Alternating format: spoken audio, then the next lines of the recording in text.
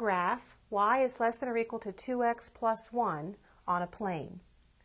To graph this inequality, we'll begin by graphing the equation y equals 2x plus 1.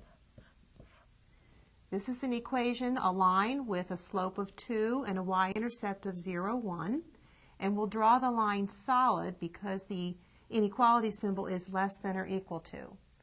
So we mark a y-intercept of 1, and we count off a slope of 2, up 2 over 1, and we draw our line.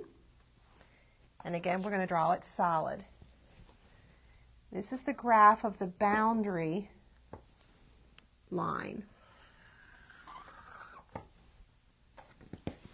Now, the graph of the inequality y is less than or equal to 2x plus 1 consists of this line and either the half plane below it or above it. To determine which one to shade in, we choose a test point, and since this line does not go through 0, 0, we'll use that as a test point. We ask ourselves, we want to have y less than or equal to 2x plus 1. So we substitute 0, 0. Is 0 less than or equal to 2 times 0 plus 1?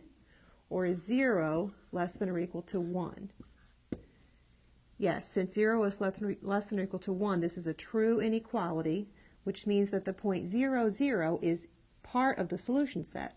Since this is part of the solution set, the whole half plane that contains it is the solution set. So we can shade that, mark that somehow. And the graph of the inequality is the solid line plus this half plane.